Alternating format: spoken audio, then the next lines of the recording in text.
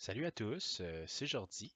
En fait, j'ai eu l'idée de faire quelques vidéos afin de montrer comment créer des blueprints dans Unreal, comment les modifier, bref, comment avoir peut-être une meilleure maîtrise de cet outil, ma foi très pratique dans l'engin, différent de la programmation, mais qui permet une plus grande accessibilité de par son design. Donc, ce qu'on va faire, c'est simplement quelques vidéos tutoriels sur les différentes notions et principalement, peut-être vous montrer là, c'est quoi les principales différences entre les blueprints et les scripts dans Unity. Vous montrer comment faire passer votre savoir de Unity à Unreal pour rendre la transition peut-être un peu plus facile, un peu plus intuitive, puis vous donner une plus grande maîtrise là, des différents aspects des blueprints, tout simplement. Euh, Petite note là, avant de commencer, moi je fais les vidéos sur mon laptop en ce moment puisque mon ordinateur de bureau n'est pas disponible. Il va peut-être avoir à l'occasion des petits bugs graphiques parce que j'ai deux engins ouverts avec un logiciel de capture d'écran et de son qui s'exécute en même temps. Alors je m'excuse à l'avance s'il y a des bugs graphiques qui peut-être nuisent là, au flow visuel de la vidéo. Donc, premièrement, c'est quoi un blueprint? Ben, un blueprint, c'est un script visuel, tout simplement. Donc, c'est un outil qui vous permet de contrôler un objet que vous allez avoir là, dans votre scène, par exemple, euh, de manière visuelle, pas comme quand vous écrivez du code, où là, il s'agit plutôt d'enligner les différentes lignes de code l'une à la suite de l'autre dans votre éditeur de texte favori. Quand vous allez travailler en blueprint, vous allez plutôt contrôler différents fonctions qu'on appelle des nodes que vous allez relier là, par des liens. Ça donne des belles affaires des fois. On appelle ça de manière commune des spaghettis. Euh, Puis vous allez pouvoir, avec les blueprints, en fait, peut-être faire des choses là, que vous n'auriez pas été capable de faire en code simplement parce que en blueprint, c'est beaucoup plus accessible, simplement parce qu'on peut voir un peu mieux comment les choses sont structurées, alors que des fois en code, c'est un peu plus difficile de se retrouver, particulièrement si le code n'est pas bien commenté. Donc, on va commencer tout de suite en faisant un passage vers Unity peut-être. Juste voir comment dans Unity on ajoute un comportement à un objet. Mais premièrement, euh, bref rappel, encore une fois, quand vous voulez créer un nouveau script, ben, dans votre hiérarchie de fichiers, vous faites un clic droit, ensuite on fait Create et on choisit C# Script, comme ça ici. Mon script. Voilà. Une fois que votre script a été fait, eh bien, c'est là que vous allez pouvoir le modifier. Fait qu'on choisit, par exemple, de modifier le script ici. Vous lui donnez un comportement super cool. Voilà. Et une fois que votre script a été fait, vous pouvez le sauvegarder. Super. Une fois que ça s'est fait, dans votre scène, par exemple, vous pouvez prendre un objet que vous avez et faire Add Component. Et là, mon script. Et voilà, votre script a été ajouté à votre objet, comme ça ici. Dans Unreal, c'est pas mal la même affaire. Pour vous montrer comment on fait, eh bien, vous allez avoir votre hiérarchie de fichiers, ici le Content Browser, juste en bas. On fait un clic droit, on fait Blueprints, Blueprint Class, et là, ça va vous demander de choisir la parent class de votre blueprint. C'est-à-dire, quand, peut-être faire un lien encore une fois avec Unity, quand vous créez un script par défaut dans Unity, ça va toujours vous donner le deux points mono behavior comme ça. C'est un peu la même chose qu'on fait dans Unreal, sauf que là, vous avez plus de choix. Vous pouvez choisir si vous voulez que votre blueprint soit de type acteur, pawn character, player controller, game mode base, actor component, scene component. Ces types-là, on va les voir un peu plus en détail plus tard. Pour le moment, juste peut-être là, vous expliquer c'est quoi un acteur. Les autres, encore une fois, c'est très important de savoir c'est quoi la différence, mais ça dépasse un peu le cadre là, de l'explication présente. Un acteur, c'est, comme c'est décrit ici, un objet qui peut être placé ou instancié, spawned, dans le monde. Fait que n'importe quel objet que vous allez avoir dans un monde est un acteur. Fait que là, pour la démonstration, on va choisir un blueprint de type acteur. Voilà, on va l'appeler mon blueprint. Puis une fois que ça c'est fait, c'est tout. Vous pouvez le prendre, puis si vous voulez, vous pouvez le mettre dans la scène. Vous pouvez le copier, comme ça. Super. On est vraiment content. On a réussi à placer notre blueprint dans l'espace du monde. Puis, une fois que ça c'est fait, vous allez pouvoir faire un double clic dessus pour naturellement aller le modifier. Ça, c'est la manière que moi, je préfère de manière personnelle. Vous pouvez, si vous voulez, à la place, puis encore une fois, la raison pour laquelle je mentionne que je préfère cette manière-là, c'est que je trouve que c'est plus structuré, que ça fait plus de sens. C'est vraiment la même chose que quand vous allez dans Unity et que vous faites Create C# Script, comme ça ici. L'autre façon, si vous voulez, c'est vous pouvez, par exemple, traîner un cube dans l'espace. Là, on prend le cube, mais ça pourrait être n'importe quel autre objet que vous auriez déjà mis dans l'espace. Puis, une fois que ça c'est fait, vous pouvez choisir Blueprint, Add Script, comme ça. Puis là, vous lui donnez un nom, mon Blueprint 2. Puis, quand vous faites Create Blueprint, encore une fois, ça vous ouvre la fenêtre comme ça ici pour que vous puissiez le modifier. Mais comme vous pouvez voir, il a été placé juste là dans votre hiérarchie de fichiers. Le hic, c'est que si vous vous habituez à faire comme ça, bien, quand vous allez vouloir créer des blueprints qui sont de type différent, hein, par exemple, quand vous voulez faire un blueprint de game mode, ben, vous ne pouvez pas sélectionner physiquement le game mode dans l'espace pour ensuite cliquer sur le petit bouton bleu. Fait que, encore une fois, ma recommandation, clic droit, blueprint, blueprint class, on choisit, puis on s'amuse. Donc, le cube, bye bye, on l'enlève, puis une fois que ça c'est fait, on va ouvrir mon blueprint comme ça ici. Si jamais vous avez ça qui apparaît, OK, où ça dit This is a data only blueprint, only the default values are shown, ça c'est parce que on n'a rien mis encore dedans. Fait que faites juste cliquer sur la petite ligne bleue qui dit Open Full Blueprint Editor, comme ça ici, pour pouvoir avoir accès à toutes les belles affaires. Donc, ça c'est notre éditeur de blueprint. Ce que vous devez considérer ça exactement comme vous considérez votre éditeur de texte préféré que vous utilisez en tandem avec Unity. Votre éditeur de blueprint va vous permettre de faire toutes sortes de modifications, puis ensuite que ces modifications-là se répliquent sur les objets affectés par votre blueprint, par exemple. Premièrement, on va juste voir ici le Add Component. Votre Add Component, c'est ce qui va vous permettre d'ajouter les différents blocs de construction qui, ultimement, vont former votre blueprint. Là, si vous voulez voir de quoi le blueprint a l'air dans l'espace, je fais un petit saut, une petite parenthèse très rapide. Vous pouvez cliquer sur Viewport ici. Notre blueprint en ce moment, il a l'air de ça. Puis ça, essentiellement, c'est absolument rien. Quand vous êtes dans l'espace, vous voyez, notre blueprint se trouve là, mais si je fais play, puis que je tourne autour de moi, ben, il n'y a absolument rien, n'est-ce pas? Pour faire un retour sur Unity, encore une fois, on fait du va-et-vient entre les deux engins ici. Quand vous allez placer un objet dans la scène, GameObject, 3DObject, Cube, comme ça, ben, on a un beau cube. Vous voyez toutes ces choses-là que vous avez ici? Ce sont les components. Ce sont les blocs de construction qui forment votre cube ultimement. Quand on regarde ici, le transform, c'est sa position dans l'espace. Le cube mesh filter, c'est son mesh, fait que son visuel. Le box collider, c'est ses propriétés de collision. Puis le mesh renderer, c'est en fait ça ici, c'est ce qui fait apparaître le mesh dans la scène avec le matériau, etc. Fait que toutes les choses que vous pouvez, si vous voulez, enlever, comme ça ici, pour là, soudainement, il n'y a plus de mesh sur mon cube. N'est-ce pas? Fait que vous pouvez toujours, quand vous allez avoir euh, un blueprint, on fait la même chose en blueprint, ben, comme ça ici, notre objet, si on veut, hop, mon blueprint, on va lui ajouter un component cube, comme ça ici. Là, soudainement, mon objet a une apparence physique. Si on compile, comme ça, puis qu'on va dans la scène, soudainement, j'ai un visuel.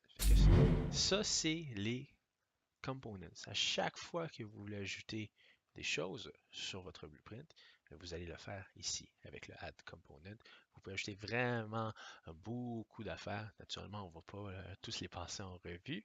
L'idée, c'est juste de vous donner, de vous laisser savoir que vous pouvez ajouter des trucs. Par exemple, on pourrait enlever le cube, puis à la place, si vous vouliez, vous pourrez juste mettre la collision box, comme ça ici. Là, on a une belle boîte de collision qui pourrait servir de trigger, qui pourrait servir de mur invisible, etc.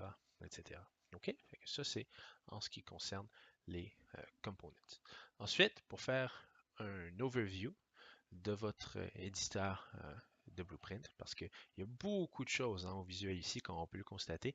C'est important de se sentir quand même à l'aise avec les différentes composantes de l'éditeur, en plus de tous les jolis menus que vous allez avoir en haut juste ici. Euh, Encore une fois, c'est la même affaire, puis vous avez autant, sinon plus de contrôle sur que si vous aviez juste un script comme ça. Premièrement, les components dont on a parlé. Ensuite, le tab My Blueprint, juste ici, qui va vous permettre de créer 5 sortes de choses différentes. En plus, vous allez pouvoir avoir d'autres, juste là, mais 5 sortes de choses différentes. Alors, les graphes, les fonctions, les macros, les variables et les Event Dispatcher. Principalement, ce que vous allez utiliser en toute réalité, c'est probablement les graphes, puis les variables. Les fonctions, très pratiques, ok, on s'en sert à outrance, mais virtuellement parlant, vous pourriez n'utiliser que les graphes et les variables, puis vous arriveriez au même résultat. Euh, les macros qui dépassent un peu le cadre du cours, puis de beaucoup de choses dans le drill en fait, ça m'étonnerait que vous vous en serviez à outrance. Fait qu'on ne va pas vraiment parler des macros, mais ce sont, pour faire une longue histoire courte, des petits outils qui permettent d'exécuter des fonctions, des calculs de manière automatisée. Les variables, qui sont toutes les affaires qu'on va utiliser dans les calculs, pour donner des propriétés à notre blueprint, etc., etc. Et les Event Dispatcher, qui sont des outils qui permettent la communication entre les blueprints. C'est quand même important de savoir comment ça fonctionne, l'Event Dispatcher, mais encore une fois, c'est assez complexe, fait qu'on ne va pas en parler tout de suite, on va en parler plus tard. Fait que ça, c'est l'overview du tab My Blueprint. En haut, juste ici, avec vos beaux boutons que vous avez, vous allez avoir les boutons de menu, hein, si on veut. Fait que le bouton pour compiler, à chaque fois que vous faites une modification, il faut cliquer là-dessus. Sinon, les changements que vous avez faits ne vont pas s'appliquer dans le monde parce que votre blueprint n'a pas été reconstruit, si on veut. Save, important quand vous voulez sauvegarder. Find in Content Browser, c'est pour trouver le blueprint dans le Content Browser. Fait que c'est littéralement quand vous cliquez dessus, ça va le highlight dans le Content Browser. Si par exemple je joue ça et que je clique là-dessus, hop, on revient ici. Search, c'est pour trouver des affaires dans votre blueprint. Fait que quand vous cliquez ici, vous pouvez taper ce que vous voulez. Par exemple, on voit là, juste ici, il y a une affaire qui dit Begin Play. Vous pourrez taper Begin Play comme ça. Puis quand vous faites Enter, ça va vous donner le résultat. Puis quand vous double-cliquez dessus, ça vous amène juste là. Fait que ça, c'est super cool, OK? Surtout quand vous avez des blueprints qui sont très, très, très, très, très, très gros, avec plein de blueprints dans des blueprints dans des blueprints. Ça peut être assez ardu de trouver un élément en particulier. Puis vous voyez ici, on a, quand vous faites Search, vous avez même à droite un petit carré pour Find and Current Blueprint Only. Si vous créez une variable, OK, puis que cette variable-là est utilisée par d'autres blueprints ailleurs dans le système, on pourrait taper ça, puis décocher ça ici, puis ça vous donnerait les résultats dans toutes les blueprints du jeu, comme ça. Fait que là, en ce moment, comme vous pouvez le voir, il y en a beaucoup qui ont cet event-là. C'est normal, parce que l'event Begin Play, c'est l'équivalent de Start dans Unity. Alors, ça, c'est pour la tab Search, comme ça ici. On va la fermer. Les class settings. Ça, les class settings, ce sont les choses qui apparaissent en haut. Pour faire une longue histoire courte, encore une fois. Fait que voyez-vous, le using system collections, using, etc. Puis mon script 2.monoBehavior. Ce sont des choses que vous allez modifier dans le class settings. Comme on en parlait tantôt, quand on a créé notre blueprint, on l'a créé de type acteur, n'est-ce pas? Hein? La classe parent, c'était la classe acteur. Fait que quand vous allez, pardon, quand vous retournez ici puis que vous cliquez sur sa settings, on voit que la classe de parenté, c'est la classe acteur. Ensuite, les options de blueprint, de run le construction script, on va en reparler longtemps, une description, une catégorie, ça c'est à des soucis de clarté et d'organisation. Hide categories, c'est pour cacher des choses de la classe de parents, c'est pas important. Les interfaces, très utiles, ça sert à faire la communication entre les blueprints. Nativize, c'est une option que quand vous cliquez dessus, ça va transformer, quand le jeu va être compilé, ça va transformer le blueprint en C++. Ça, c'est nouveau depuis 4.15. Alors, ça va, quand vous cliquez là-dessus, améliorer la performance là, pour faire une longue histoire courte. Les classes defaults, c'est toutes les valeurs par défaut des variables que vous allez retrouver dans ce blueprint-là. Et naturellement, vous avez un bouton play puis un bouton simulation. Là, ça, c'est pour quand vous voulez jouer avec le blueprint. Par rapport à ça, vous avez aussi le debug filter qui va vous permettre de choisir un élément quand vous êtes en train de rouler le jeu pour voir ce qui se passe dans le blueprint. Fait que voyez-vous, si je prends ça ici puis que je le copie plusieurs fois, là, soudainement j'en ai 4, puis on peut voir comment dans mon debug filter, j'ai les 4 qui apparaissent. Puis là, vous pourriez choisir celui que vous voulez. Puis admettons qu'on ajoute un petit script de merde, par exemple, dans le tick, comme ça ici, qui est la fonction update de notre blueprint. Je pourrais mettre un print. Fait qu'à toutes les ticks, à toutes les frames de jeu, ben, je vais imprimer hello comme ça. Fait que là, vous allez voir comment, quand vous faites play, soudainement, comme on est en train d'espionner notre objet, mon blueprinter, on voit un flow visuel qui s'exécute constamment. Si ça, vous ne choisissez pas votre objet, ben, ça apparaît plus. C'est normal, ok? Il faut juste que si vous voulez voir là, ces lignes-là se déplacer, il faut toujours s'assurer que vous choisissiez l'objet. C'est vraiment cool de servir de ça parce que ça vous permet, pendant le gameplay, de voir exactement comment le code s'exécute. Fait que si jamais vous faites des affaires compliquées, ben vous avez juste à suivre les lignes oranges pour voir si vous avez fait une erreur ou s'il y a quelque chose de non attendu qui se produit, par exemple. Donc, une fois que ça, c'est fait. On va juste voir ici les trois tables. Viewport, on l'a vu brièvement. C'est juste pour vous montrer de quoi votre blueprint a l'air dans l'espace. Le script de construction, comme c'est ici, c'est une fonction. Le construction script, ok, ça, vous pouvez l'enlever. Puis vous pouvez juste... Tout ce qu'il y a ici, vous pouvez les enlever en passant, puis les faire apparaître par la suite. Par exemple, si on veut faire apparaître le viewport, on clique sur viewport comme ça. Et le construction script, ça, c'est une fonction cette fonction-là, encore une fois, quand on va dans les class settings, avez-vous cette option-là qui dit Run Construction Script? Le Construction Script, c'est la fonction qui est exécutée à chaque fois que l'objet est créé ou déplacé dans l'engin. Fait que là, hop, attends que je compile ça, voyez-vous comment, encore une fois, on va s'assurer de choisir, c'est mon blueprint 1 qu'on a sélectionné. OK, parfait. Fait que là, je vais juste, hop, je m'excuse encore une fois. Ah, il y a vraiment des problèmes visuels ici. OK. Mais là, voyez-vous ici juste comment, quand je déplace, à chaque fois que je déplace, il y a la ligne orange qui apparaît. Mon ordinateur n'a vraiment pas ce que je suis en train de faire en ce moment. On va juste le faire une dernière fois. Hop, orange, puis il y a des hello qui apparaissent à l'écran. Vraiment, à chaque fois que vous allez déplacer l'objet dans la scène. Fait que si jamais là, il y a des choses que vous voulez exécuter juste dans l'éditeur, pas dans le jeu, ok, mais juste dans l'éditeur pour peut-être vous aider, mais vous allez mettre ça dans le construction script, puis il faut s'assurer que dans Class Settings, cette case-là soit cochée, parce que sinon, si vous la décochez, ça n'arrivera pas. OK? Fait que ça, c'est pour la table Construction Script, puis la table Event Graph. Ça, c'est le graphe principal, donc l'affaire dans laquelle vous allez mettre tout votre blueprint. Fait que fondamentalement, là, c'est ce que vous allez trouver entre cette accolade-là, puis cette accolade-là ici. Tout ça, c'est ce que vous allez mettre dans votre Event Graph.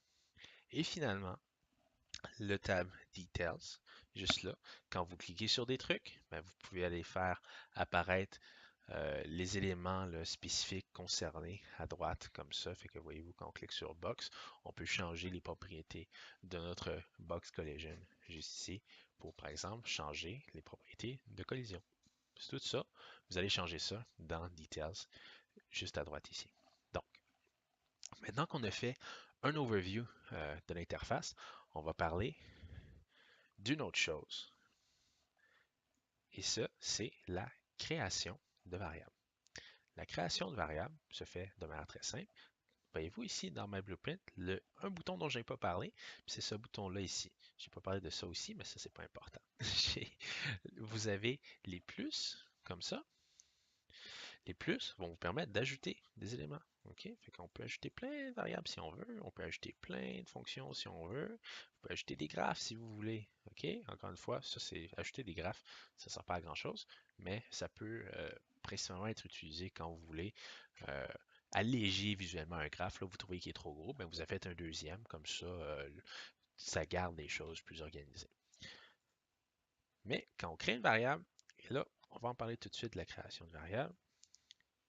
Dans Unity, quand vous créez une variable, ben, vous allez dans votre classe, par exemple, faire float f est égal à rien, comme ça.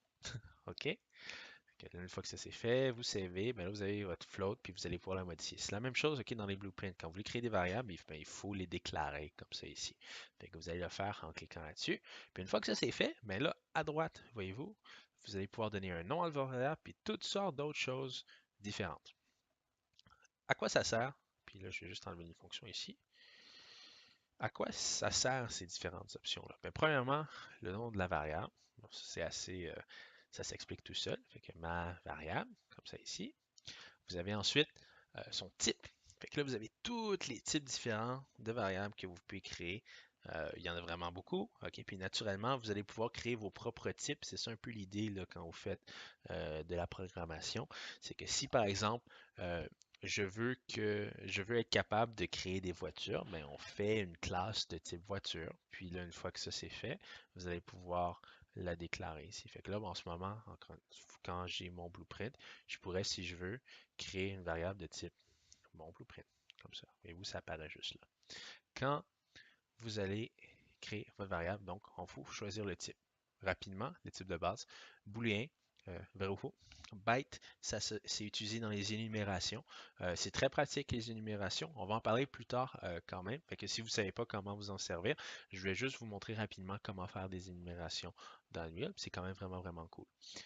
Integer pour les entiers, float pour les nombres à virgule. Name string text, c'est toutes des affaires qui contiennent du texte, tout simplement. Là, fait qu'une chaîne de caractères, c'est juste que ils ont des propriétés légèrement différentes, mais c'est interchangeable d'un à l'autre. Vous, pour le contexte du cours, vous pouvez vous en tenir au string, puis c'est correct. Vector, fait qu'un vecteur en 3D. Rotator, un vecteur de rotation. Un transform, la même chose que dans Unreal. Fait qu'un transform, ça contient, encore une fois, on fait descendre ça ici, la location, la rotation, puis le scale. Fait que c'est un amalgame de trois vecteurs différents. Deux vecteurs, puis peut-être un rotator. Donc, ça c'est pour les types de base. Une fois que vous avez choisi votre type, ici on va garder ça à booléen, vous pouvez choisir la catégorie de variable. Ce que j'entends par catégorie, c'est si vous voulez que ce soit une variable, un tableau, un set ou un dictionnaire, ok, qui sont des types de variables différents. Tenez-vous-en, les sets et les dictionnaires, ça a été ajouté dans Unreal 4.15, ok, mais ce n'est pas quelque chose duquel vous devez vous préoccuper. Tenez-vous-en aux tableaux puis aux variables simples, ça devrait quand même bien aller. Fait que les variables simples, c'est ben, dans ce cas-ci, ce serait 0 ou 1, par exemple. Mais un tableau, comme ça, quand vous avez un array, une fois quand vous choisissez un array, c'est un amalgame de plusieurs éléments, puis chaque élément est représenté par ce qu'on appelle un index ici. Fait qu'on aurait l'élément 0, ça pourrait être vrai, lui ça pourrait être faux, vrai, vrai, faux, faux, comme ça. Fait que quand vous voulez stocker plusieurs variables de même type dans un tableau, ben vous créez une variable de type tableau, tout simplement. OK, fait que ça, on va retourner ça au type simple. Editable, ça c'est si la variable peut être modifiée de manière publique. Je m'explique. Une fois que vous avez mis quelque chose à editable, vous allez voir euh, ensuite ben, ma variable, je peux la mettre vrai ou à faux sur le blueprint lui-même. OK, fait que pas le blueprint, pardon, mais l'instance du blueprint dans la scène, comme ça. Fait que vous voyez comment ces deux objets-là ont des variables différentes. C'est parce que la valeur de la variable elle-même est publique, fait qu'on peut la changer là, une fois que le blueprint a été placé dans la scène. Ça, c'est pour Editable. Si vous enlevez ça, ben là, soudainement, on ne peut plus changer la valeur. Vous allez pouvoir la changer par l'entremise de Blueprint une fois que le jeu va être parti.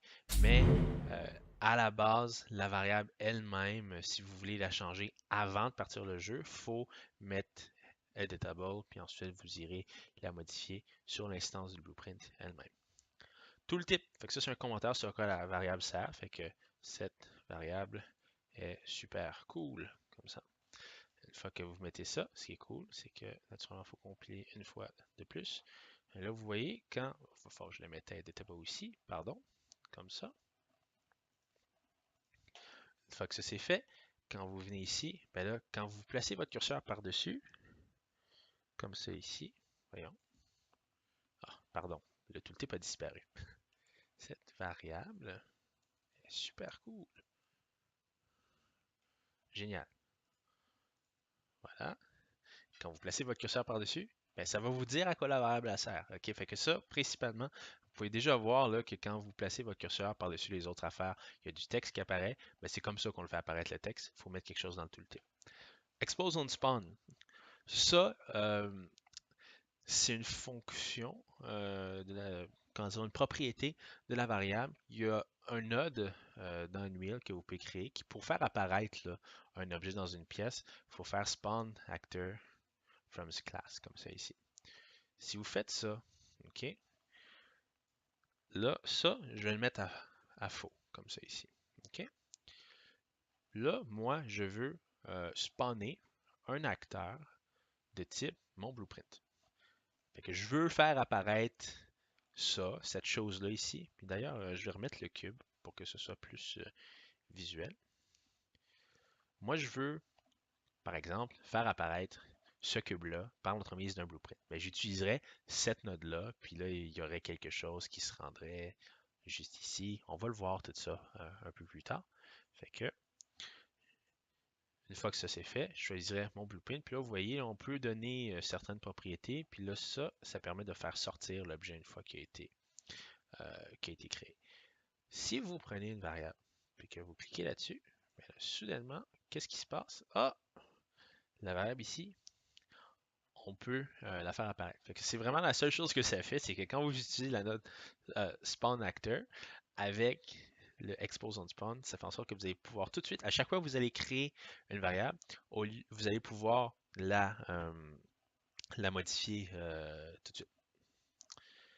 Voilà. Private, c'est pour empêcher que les autres blueprints modifient les valeurs de la variable une fois que le jeu est commencé. Expose to cinematics, ça c'est en lien avec la modification de la variable par l'entremise de Matini, qui est un engin pour faire des cinématiques puis du séquenceur. OK? Fait que c'est pas pour de vrai, là, vous allez probablement pas vous en servir. Catégorie, c'est pour organiser la variable, fait qu'on pourrait juste mettre tutoriel, comme ça ici. Puis là, voyez-vous, en bas à gauche, juste là, si je fais Enter, hop, soudainement, ben, tutoriel apparaît. Fait que là, vous pouvez, par souci d'organisation, là, si vous voulez, c'est quand même important, là, quand vous avez vraiment toutes sortes de variables différentes, de juste les garder bien organisées en leur donnant une catégorie. Puis les deux affaires qui disent réplication, c'est pour quand vous allez vouloir faire des trucs en réseau. Là, on a toutes sortes d'autres affaires qui apparaissent quand vous cliquez sur cette flèche-là. Mais ça dépasse vraiment le contexte du cours puis de comment se sort des blueprints à la base. Là, fait que portez-y pas attention. Gardez ça fermé comme ça ici. Finalement, la valeur par défaut. À chaque fois que vous allez créer une variable, elle va avoir une valeur par défaut. Puis cette affaire-là, ok, ça apparaît juste une fois que la variable est compilée. Fait que si jamais on crée une nouvelle variable comme ça ici, voyez-vous, ça apparaît pas, puis ça dit please compile the blueprint. Mais une fois que la variable est compilée, vous pouvez lui donner votre valeur par défaut. Fait que comme ça, à chaque fois qu'un objet est créé, par défaut, sa valeur, qu'est-ce que ça va être? Ben, ça va être vrai. Même chose, là, quand vous changez le type, on pourrait mettre un entier, par exemple. Ben là, sa valeur, qu'est-ce que ça va être? Ça va être 35, comme ça ici, une fois que la variable va avoir été compilée. En fonction des sortes de variables que vous créez, voyez-vous, il y a des choses séparées qui apparaissent. C'est normal, ok, parce que c'est dans le cas des entiers, mais vous pouvez mettre des ranges pour la quantité, les quantités minimales, maximales, etc. Fait que certains types de variables différentes vont avoir des propriétés, comme ça ici. Fait que juste vous assurer que vous vous en teniez là, à ce dont on a discuté pour la valeur booléenne. Puis, si vous êtes aventureux, vous pouvez faire des recherches sur Google pour le reste, mais en gros, là, c'est à ça que ça ressemble. Fait que, maintenant qu'on a vu la création de variables, on va juste s'arrêter tout de suite pour la première vidéo. OK? Puis, dans le prochain vidéo, on va voir comment gérer là, toutes ces belles affaires-là qui apparaissent dans notre éditeur de Blueprint. Mais alors, à tout de suite!